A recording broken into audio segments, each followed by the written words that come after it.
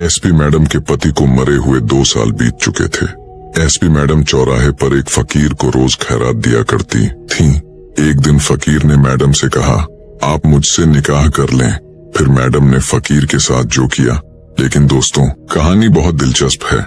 कहानी वहां जाकर खत्म होगी कि आप सोच भी नहीं सकते कि दरअसल कहानी में फकीर ही निकला एसपी मैडम का। शहर के सबसे व्यस्त चौराहे पर, जहां ट्रैफिक का शोर और हॉर्न की आवाजें हर पल गूंजती थीं, एक सिग्नल था। इस सिग्नल पर हर सुबह एक खास नजारा देखने को मिलता। एसपी कावेरी जोशी, जिन्हें सभी एसपी मैडम के नाम से जानते थे, अपनी काली स्कॉर्पियो से उतरती थीं और सिग्नल के पास बैठे एक फकीर को कुछ पैसे देती थीं। यह उनकी रोज की आदत थी। फकीर, जिसका चेहरा मैला कुचैला था और जिसके कपड़े फटे पुराने थे, हर बार पैसे लेते वक्त सिर्फ सिर झुकाकर शुक्रिया अदा करता। कावेरी उसे देखकर मुस्कुराती और गाड़ी में बैठकर थाने की ओर निकल जाती। कावेरी एक तेज, निडर और ईमानदार पुलिस अधिकारी थीं। 2 साल पहले उनके पति आदित्य मल्होत्रा, जो खुद एक व्यापारी थे, एक रहस्यमयी हादसे में मारे गए थे। उनकी मौत ने कावेरी को तोड़ दिया था, लेकिन उन्होंने अपने दर्द को अपने काम में डुबो दिया। फिर भी हर सुबह इस फकीर को पैसे देना उनके लिए एक अजीब सी राहत का कारण बनता था। शायद इस फकीर की उदास आंखों में उन्हें कुछ ऐसा दिखाई देता था जो उन्हें उनके अतीत से जोड़ता था।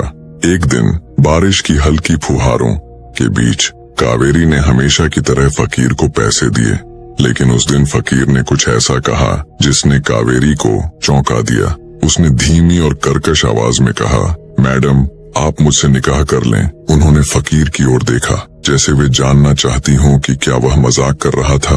कावेरी ने हल्के से हंसते हुए कहा, तुम भी ना कुछ भी बोलते हो। ये लो कुछ और पैसे और जाकर कुछ खा लो। लेकिन फकीर ने पैसे नहीं लिए। उसने सिर्फ कावेरी को गहरी नजरों से देखा और चुपचाप सिर झुका लिया। कावेरी उस दिन थाने तो पहुंच गईं, लेकिन उनका दिमाग उसी बात पर अटक गया। फकीर की बात ने उन्हें परेशान कर दिया था।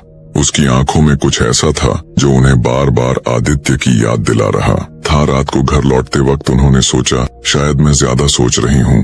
अगले दिन कावेरी ने फिर फकीर को पैसे देने की कोशिश की, लेकिन उसने फिर इनकार कर दिया। इस बार उसने कहा, मैडम, मैं आपके लिए कुछ कर सकता हूँ, आप मुझे एक मौका दें। कावेरी को गुस्सा आया। उन्होंने सख्त लहजे में कहा, देखो, मैं तुम्हारी मदद करती हूँ, इसका यह मतलब नहीं कि तुम कुछ भी बोलोगे। अपनी हद में रहो। लेकिन फकीर ने हार नहीं मानी। उसने कहा, मैडम, मैं जानता हूँ आपको लगता है कि मैं पागल हूँ, लेकिन मेरी बात सुनिए। मैं आपके लिए कुछ ऐसा कर सकता हूँ जो कोई और नहीं कर सकता। कावेरी को उसकी बातों में कुछ अजीब सा आत्मविश्वास महसूस हुआ। उन्होंने उसे एक लंबी नजर से देखा और कहा, ठीक है, बताओ तुम क्या कर सकते हो। फकीर ने कहा, मैडम, शहर में एक बड़ा अपराध होने वाला है, मैं आपको इसकी खबर दे सकता हूँ। कावेरी को हंसी आ गई। एक फकीर और अपराध की खबर, लेकिन उनकी पुलिस वाली फितरत ने उन्हें रोक लिया। उन्होंने कहा, अच्छा बताओ क्या खबर है। फकीर ने धीमी आवाज में कहा, कल रात मैंने सिग्नल के पास एक गोदाम में कुछ लोगों को हथियारों के साथ देखा। वे कुछ बड़ा प्लान बना रहे हैं। उसने जगह और कुछ लोगों के हुलिये का भी जिक्र किया। कावेरी ने उसकी बात को हल्के में लिया, लेकिन फिर भी अपने एक जूनियर अफसर को उस जगह की तफ्तीश के लिए भेजा। अगले दिन पुलिस ने छापा मारा और वहां से गैरकानूनी हथियारों की एक बड़ी मात्रा बरामद की। कावेरी हैरान थी, एक फकीर ने इतनी सटीक जानकारी कैसे दी। उन्होंने अगले दिन सिग्नल पर फकीर से बात करने का फैसला किया। जब वे सिग्नल पर पहुंची, फकीर वहीं बैठा था। कावेरी ने उससे पूछा, तुमने वो जानकारी कैसे दी? तुम हकीकत में हो कौन? फकीर ने मुस्कुराते हुए कहा, मैडम, मैं वही हूँ जो दिखाई देता हूँ, लेकिन मैं इस शहर को आपसे बेहतर जानता हूँ। उसकी बातों में एक राज था। अगले कुछ हफ्तों में फकीर ने कावेरी को कई छोटे बड़े अपराधों की खबरें दी और हर बार उसकी जानकारी सही साबित हुई। कावेरी अब उसे महज एक फकीर नहीं मानती थी। वे समझ गई थीं कि इस शख्स के पीछे कोई बड़ा राज है, लेकिन वे यह भी जानती थीं कि जल्दबाजी में उससे सवाल करना ठीक नहीं होगा। वक्त के साथ कावेरी फकीर के बीच एक अजीब सा रिश्ता बन गया। कावेरी अब उसे पैसे नहीं देती थी, बल्कि उससे बातचीत करती थी। फकीर कभी कभार ऐसी बातें करता जो कावेरी को आदित्य की याद दिला देती। जैसे एक दिन उसने कहा, मैडम, आपको याद है आप कहती थीं कि बारिश में कॉफी पीने का मजा ही अलग होता है। कावेरी चौंक गईं। यह बात उन्होंने सिर्फ आदित्य से कही थी, लेकिन उन्होंने खुद को संभाला और हंसकर बात को टाल दिया। एक रात जब कावेरी थाने से देर से घर लौट रही थीं, उनकी गाड़ी अचानक खराब हो गई। बारिश तेज थी और सड़क सुनसान। तभी फकीर वहां प्रकट हुआ, जैसे वह पहले से जानता हो कि कावेरी को मदद चाहिए। उसने गाड़ी ठीक करने में उनकी मदद की और कहा, मैडम आप अकेले इतनी रात को ना निकला करें। उसकी आवाज में एक अजीब सी फिक्र थी। कावेरी ने उस रात फकीर को अपने घर चलने को कहा। पहले तो उसने मना किया, लेकिन कावेरी के जिद करने पर मान गया। घर पहुंचकर कावेरी ने उसे खाना दिया। खाना खाते वक्त फकीर ने कहा, मैडम ये खाना, ये स्वाद मुझे बहुत पुरानी याद दिलाता है। कावेरी का दिल तेजी से धड़कने लगा, लेकिन उन्होंने उससे कुछ नहीं पूछा। अगले दिन कावेरी ने अपने एक पुराने दोस्त और फॉरेंसिक विशेषज्ञ नील को बुलाया। को फकीर की तस्वीर दिखाई जो उन्होंने चुपके से खींची थी। नील ने तस्वीर को गौर से देखा और कहा, कावेरी इस आदमी का चेहरा मुझे जाना पहचाना लगता है, लेकिन मैं यकीन से कुछ नहीं कह सकता। मुझे कुछ टेस्ट करने होंगे। कावेरी ने नील से कहा कि फकीर के कुछ नमूने हासिल करे, जैसे उसके कपड़े या कोई चीज जिससे डीएनए टेस्ट किया जा सके। लेकिन कावेरी उलझन में थी। वे नहीं चाहती थीं कि फकीर को शक हो कि वे उस पर शक कर रही हैं। फिर भी उन्होंने एक योजना बनाई।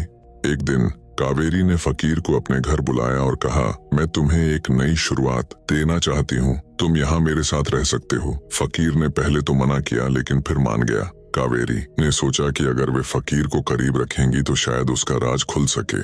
कावेरी के घर में फकीर का आना अब कोई अजीब बात नहीं रही थी। उसने अपना नाम शंकर बताया था।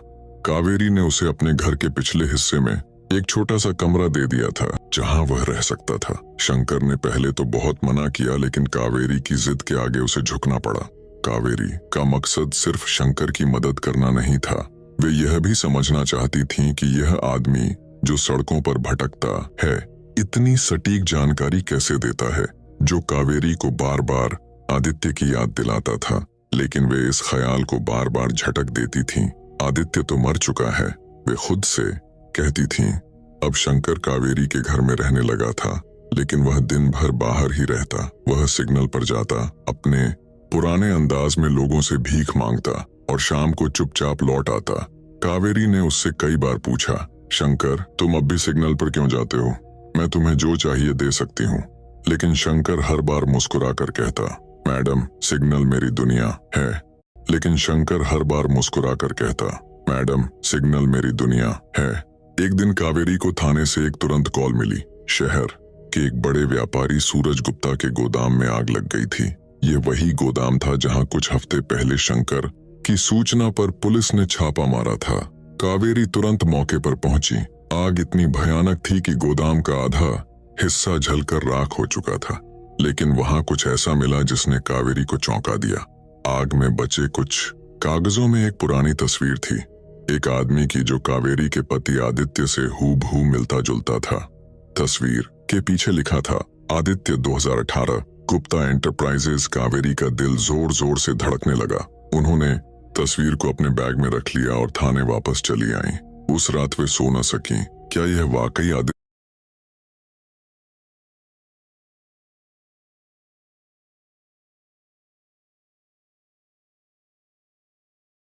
क्या यह वाकई आदित्य था? लेकिन यह कैसे मुमकिन था? आदित्य की मौत तो एक कार हादसे में हुई थी। पुलिस ने उसकी लाश की शिनाख्त की थी। फिर यह तस्वीर यहाँ कैसे? और सूरज गुप्ता का इससे क्या संबंध हो सकता था? अगले दिन कावेरी ने शंकर से इस बारे में बात करने का फैसला किया, लेकिन वह सिग्नल पर नहीं था। कावेरी ने उसे ढूंढने की कोशिश की, लेकिन वह जैसे हवा में गायब हो गया था। कावेरी को चिंता होने लगी। क्या शंकर को कुछ हो गया, या उसने कुछ ऐसा देख लिया था जिसकी वजह से उसे छिपना पड़ा? शाम को जब कावेरी घर लौटी, शंकर उनके घर के बाहर बैठा था। उसका चेहरा थका हुआ था और उसके कपड़े गंदे हो चुके थे। कावेरी ने उससे पूछा, शंकर तुम कहाँ थे? मैं तुम्हें ढूंढ रही थी। शंकर ने धीमी आवाज में कहा, मैडम मुझे कुछ काम था, आप फिक्र न करें। कावेरी ने उससे तस्वीर के बारे में सवाल करने का इरादा किया, लेकिन फिर रुक गई। शंकर तुम सूरज गुप्ता को जानते हो? शंकर ने एक पल के लिए कावेरी की आंखों में देखा, फिर नजरें झुका ली। मैडम इस शहर में कौन किसे नहीं जानता? वह बड़ा आदमी है। उसके अंदाज में कुछ ऐसा था जो कावेरी को और ज्यादा शक में डाल गया। अगले कुछ दिनों में कावेरी ने सूरज गुप्ता के गोदाम में लगी आग की तफ्तीश शुरू की। उन्हें पता चला कि यह आग महज एक हादसा नहीं थी, किसी ने यह आग जानबूझकर लगाई थी, और जो सबूत मिले वे सब एक रहस्यमयी शख्स की ओर इशारा कर रहे थे जो रात के वक्त गोदाम में देखा गया था। कावेरी ने अपने गुप्त इंस्पेक्टर रमेश को शंकर पर नजर रखने को कहा। रमेश ने बताया कि शंकर हर रात चौराहे के पास एक पुराने खंडहर में जाता है जहां वह कुछ लोगों से मिलता है। कावेरी ने खुद उस खंडहर का दौरा किया। वहां उसे कुछ पुराने कागज मिले जिनमें गुप्ता एंटरप्राइजेज के कुछ गैर कानूनी सौदों का जिक्र था, लेकिन सबसे चौंकाने वाली चीज एक पुराना पत्र था जिसमें आदित्य का नाम दर्ज था। आदित्य, तुम्हें सच छिपाना होगा, गुप्ता तुम्हें कभी माफ नहीं करेगा। कावेरी का दिमाग सुन्न हो गया। क्या आदित्य वाकई जिंदा है या यह किसी और साजिश का हिस्सा है? उसने फैसला किया कि अब वह सूरज गुप्ता से आमने सामने बात करेगी, लेकिन उससे पहले उसे शंकर से सच उगलवाना होगा। उसी रात कावेरी ने शंकर को अपने घर बुलाया। उसने आदित्य की तस्वीर दिखाई और सख्त लहजे में पूछा, यह कौन है शंकर, और तुम दरअसल हो कौन? शंकर ने तस्वीर को गौर से देखा। उसने कहा, मैडम कुछ सवालों के जवाब वक्त ही देता है, लेकिन मैं आपसे वादा करता हूँ कि मैं आपका कभी नुकसान नहीं चाहूंगा। कावेरी को गुस्सा आ गया। उसने कहा, शंकर अगर तुमने कुछ नहीं बताया तो मैं तुम्हें गिरफ्तार कर लूंगी। लेकिन शंकर सिर्फ मुस्कुराया और बोला, मैडम अगर आप मुझे गिरफ्तार करेंगी तो वह सच कभी सामने नहीं आएगा जिसे आप तलाश कर रही हैं। उसी रात शंकर ने कावेरी को एक और अहम सूचना दी। सूरज गुप्ता के दफ्तर में एक गुप्त तहखाना है जहां वह अपने सभी गैर कानूनी दस्तावेज छिपाता है। कावेरी ने फौरन अपनी टीम को तैयार किया और वहां छापा मारा। तहखाने में उन्हें कई अहम सबूत मिले। छापे के बाद सूरज गुप्ता को गिरफ्तार कर लिया गया, लेकिन कावेरी का दिल अब भी उलझन में डूबा था। कावेरी ने अपने फॉरेंसिक दोस्त नील को शंकर का डीएनए टेस्ट करने के लिए कुछ नमूने दिए, लेकिन नतीजे आने में वक्त चाहिए था। फिर एक दिन कावेरी को एक अनजान नंबर से फोन आया। दूसरी ओर एक भारी और सख्त आवाज थी, एसपी मैडम आप बहुत होशियार हैं, लेकिन सच के करीब जाने की कीमत चुकानी पड़ती है। शंकर को छोड़। तो कॉल कट गई। कावेरी को अब यकीन हो गया कि शंकर कोई आम भिखारी नहीं है, लेकिन वह यह भी जानती थी कि अब पीछे हटना मुमकिन नहीं। उसका दिल और दिमाग शंकर के राज में उलझ चुके थे। हर रात वह सोचती, शंकर आखिर कौन है? उसकी बातों में, उसके अंदाज में वह क्या है जो मुझे बार बार आदित्य की याद दिलाता है? लेकिन उसे अंदाजा था कि शंकर का सच इतनी आसानी से सामने नहीं आएगा। दूसरी ओर शंकर जो अब कावेरी के घर में रहता था, पहले से भी ज्यादा रहस्यमयी बन गया था। वह दिन में चौराहे पर जाता, लोगों से भीख मांगता और रात को चुपचाप वापस आ जाता। लेकिन अब उसकी आंखों में एक अजीब सा ठहराव था, जैसे उसे किसी बड़े सवाल का जवाब मिल चुका हो। दरअसल शंकर असल में कावेरी का पति आदित्य था, जो 2 साल पहले एक हादसे में मारा नहीं गया था। वह हादसा दरअसल एक गहरी साजिश थी जिसे चालाकी से अंजाम दिया गया था। शंकर को फौरन अपने घर से निकाल दो, वरना तुम्हारी जिंदगी खतरे में पड़ जाएगी। ये शब्द सुनकर कावेरी ने सख्त लहजे में जवाब दिया, जो भी हो मुझसे बात करने की हिम्मत न करो, मैं डरने वाली नहीं हूँ। मगर कॉल फौरन कट गई।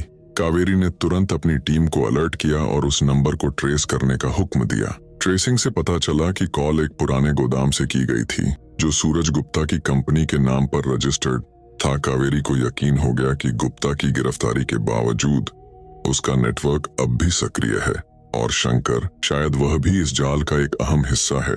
इधर आदित्य, जो अब शंकर के रूप में जी रहा था, अच्छी तरह जानता था कि उसका असल दुश्मन अभी तक आजाद है। उसने चौराहे पर भिखारी बनकर जो जानकारी जुटाई थी, उससे उसे पता चला था कि सूरज गुप्ता महज एक मोहरा था। असल साजिश किसी और की थी, कोई ऐसा जो आदित्य के व्यापार और जिंदगी को बर्बाद करना चाहता था, और अब वही शख्स कावेरी को निशाना बना रहा था। आदित्य ने फैसला किया कि वह कावेरी को अभी सच नहीं बताएगा, क्योंकि ऐसा करने से उसकी जान को और ज्यादा खतरा हो सकता था। लेकिन वह जानता था कि वक्त बर्बाद करने की गुंजाइश नहीं है। उसने कावेरी को एक और सूचना दी। पुराना कारखाना है जहां गुप्ता के आदमी एक बड़ा हथियारों का सौदा करने वाले हैं। कावेरी ने फौरन अपनी टीम के साथ छापा मारा। कई गुंडों को गिरफ्तार कर लिया गया, लेकिन इस बार कुछ नया खुलासा हुआ। एक गुंडे ने बताया इस सौदे का असल सरगना एक बड़ा आदमी है जो कभी सामने नहीं आता, लेकिन उसे शंकर के बारे में सब पता है।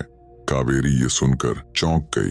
क्या शंकर वाकई खतरे में है या वह खुद इस साजिश का हिस्सा है? एक तरफ वह शंकर पर भरोसा करना चाहती थी क्योंकि उसी की मदद से कई बड़े अपराध रोके गए थे। दूसरी तरफ उसका बार बार गायब होना और रहस्यमयी रवैया उस पर शक पैदा कर रहा था। उसने अपने फॉरेंसिक दोस्त नील को फोन किया और पूछा, डीएनए रिपोर्ट कब तक आएगी? नील ने जवाब दिया, नतीजे 2 दिन में आ जाएंगे। कावेरी ने सोचा शायद यही रिपोर्ट शंकर की असलियत का पर्दाफाश करेगी। उसी रात जब कावेरी घर लौटी तो शंकर वहां नहीं था। मेज पर सिर्फ एक छोटा सा नोट पड़ा था। मैडम, मुझे कुछ दिनों के लिए जाना होगा, मैं जरूर वापस आऊंगा। कावेरी का दिल डूबने लगा। उसे लगा कि शंकर एक बार फिर किसी खतरे की ओर बढ़ रहा है, लेकिन अब वह और इंतजार करने के लिए तैयार नहीं थी। उसने फैसला किया कि वह खुद शंकर का पीछा करेगी। सच का पता लगाने का वक्त आ चुका था। कावेरी ने अपने सबसे भरोसेमंद इंस्पेक्टर रमेश को बुलाया और शंकर का पीछा करने की योजना बनाई। रमेश ने बताया कि शंकर को आखिरी बार शहर के बाहरी इलाके में एक पुराने कारखाने के पास देखा गया था, वही कारखाना जहां कुछ दिन पहले छापा मारा गया था। कावेरी ने अपनी टीम तैयार की, मगर इस बार वह अकेले जाना चाहती थी। उसे लगा कि अब शंकर से आमने सामने बात करना ही आखिरी रास्ता है। उसने अपनी सर्विस रिवॉल्वर को चेक किया, फोन में ट्रैकर ऑन किया और कार में बैठकर कारखाने की ओर रवाना हो गई। रात का अंधेरा और सन्नाटा कारखाने को और ज्यादा भयानक बना रहा था। कावेरी को अंदाजा नहीं था कि आज की रात उसकी जिंदगी का रुख हमेशा के लिए बदलने वाली है। कावेरी ने चुपके से कारखाने के पिछले दरवाजे से अंदर घुसने की कोशिश की। अंदर का नजारा देखकर वह चौंक गई। शंकर एक पुरानी मेज के पास खड़ा था और उसके सामने एक आदमी खड़ा था जिसे कावेरी फौरन पहचान गई। प्रदीप गुप्ता, सूरज गुप्ता का भाई। प्रदीप को पुलिस ने कभी गंभीरता से नहीं लिया था क्योंकि वह हमेशा अपने ताकतवर भाई के साए में दबा रहा, मगर उस वक्त वह शंकर पर गुस्से से बरस रहा था। कावेरी ने छिपकर उनकी बातें सुनी। तुमने मेरे भाई को जेल भेजा और अब मेरे सारे प्लान बर्बाद कर दिए। आखिर तुम हो कौन? तुम्हें यह सब कैसे पता चला? तुमने मुझे मारने की कोशिश की थी, मगर तुम भूल गए कि मैं आदित्य मल्होत्रा हूँ। मैं जिंदा हूँ और अब तेरा खेल खत्म करने आया हूँ। कावेरी का दिल एक पल के लिए रुक सा गया। आदित्य मल्होत्रा उसका पति? कावेरी का दिमाग तेजी से सोचने लगा, क्या यह सच है? क्या शंकर वाकई आदित्य है? उसने खुद को संभाला, अपनी रिवॉल्वर निकाली और सामने आकर बंदूक प्रदीप की ओर तान दी। वह बोली, हाथ ऊपर करो प्रदीप। और तुम शंकर या आदित्य? अब सच बताओ। शंकर यानी आदित्य? कावेरी, मुझे माफ कर दो। मैं तुम्हें सब कुछ बताना चाहता था, मगर पहले सच्चाई का पता लगाना जरूरी था। प्रदीप ने मौके का फायदा उठाने की कोशिश की और जेब से बंदूक निकालने लगा, मगर कावेरी ने फौरन गोली चलाई। गोली सीधी उसके हाथ पर लगी और वह बंदूक उसके हाथ से छूट गई। कावेरी ने तुरंत अपनी टीम को अंदर बुलाया जो बाहर इंतजार कर रही थी। प्रदीप को हथकड़ियां पहनाकर ले जाया गया। अब कारखाने में सिर्फ कावेरी और आदित्य बचे थे। कावेरी ने आदित्य की ओर देखा, उसकी आंखों से आंसू बह रहे थे। वह बोली, तुम जिंदा थे तो मुझे क्यों नहीं बताया? आदित्य ने नरमी से कहा, कावेरी मुझे माफ कर दो। मुझे लगा कि तुमने मेरे साथ धोखा किया। मुझे शक था कि मेरी मौत की साजिश में तुम भी शामिल हो। फिर उसने पूरी कहानी बयान की कि कैसे प्रदीप गुप्ता ने उसके व्यापार पर कब्जा करने के लिए उसे मारने की साजिश की थी। कावेरी की आंखों से आंसू रुके नहीं। उसने आदित्य को गले लगाया और कहा, तुमने मुझे बहुत दुख दिया, लेकिन मैं तुम्हें कभी खोना नहीं चाहती। आदित्य ने उसे मजबूती से गले लगाया और कहा, कावेरी अब मैं तुम्हें कभी नहीं छोड़ूंगा। आदित्य ने दुनिया के सामने अपनी असल पहचान जाहिर की और कावेरी के साथ नई जिंदगी की शुरुआत की। चौराहा जो एक वक्त में उनके दुख और राज का गवाह था, अब उनकी मोहब्बत की निशानी बन गया। पूछा नहीं हमने कहा कर रहा है, हमने पूछ लिया भला हुआ हमारा। तू कहा कर रहा है? पास ये हमारा कालू है, कालू कालू, ये कालू है हमारा कालू, वाइजर फिटिंग कर रहा है ये कालू। और ये हमारे मीटर बॉडी फिटिंग कर रहे हैं मिस्त्री साहब। जरा इधर देखिए मिस्त्री साहब, आपका नाम बताइए। सोनू। सोनू, और इसका नाम कालू।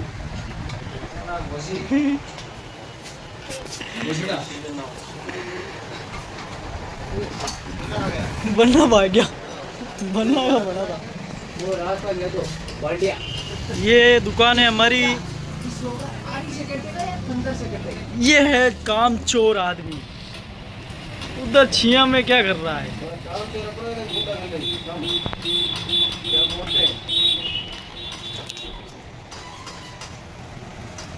ये काम चोर वो बेटे देखो, लाइट खोलोड़ा बेटे बांडिया, ओ बांडिया।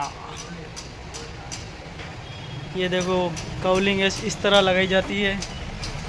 देखिए आप काउलिंग लगाने की टेक्निक।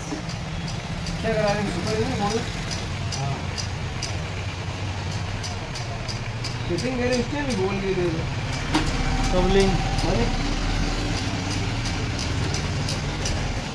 ये देखो मीटर बॉडी लगा रहा है लड़का, कस रहा है।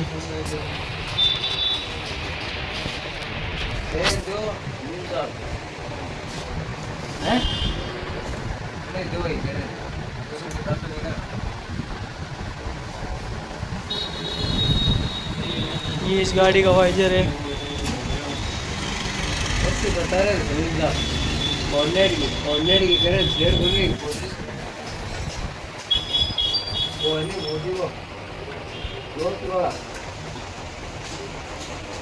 ये भांडिया,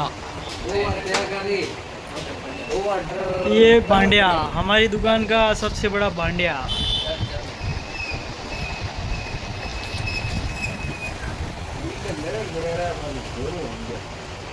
किसका, मेरा? किसका बनना? लड़ रहे थे जोड़ा।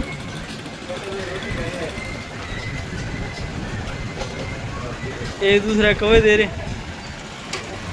ये हमारी दुकान की लोकेशन है, आप विजिट करें एक बार आके। हमारा कालू बहुत ही बढ़िया गाड़ी।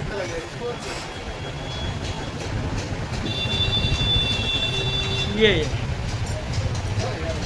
आई-टेक का वाइजर वर्कर डालते हैं हम। ओहो, कुत्ता दौड़ता हुआ जाता हुआ।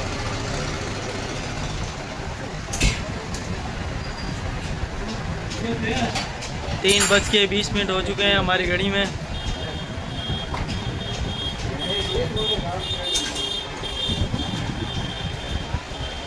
ये लोकेशन है, आइए मॉडिफाई कराइए गाड़ी, 25-30 हज़ार जेब में लेके आइए। ये टेम्पू तैयार कराना तो इधर आओ। और ये भांडिया हमारा तैयार कर रहा है गाड़ी।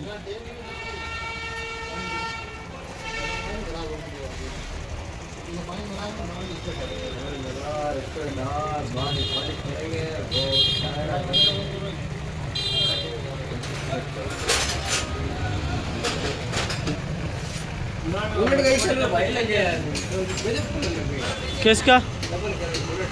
कहाँ बुलेट?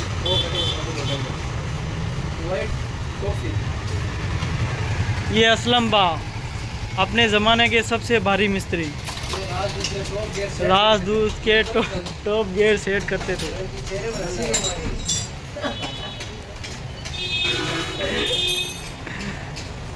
चलो बहुत हो गया, 4 मिनट का बन गया।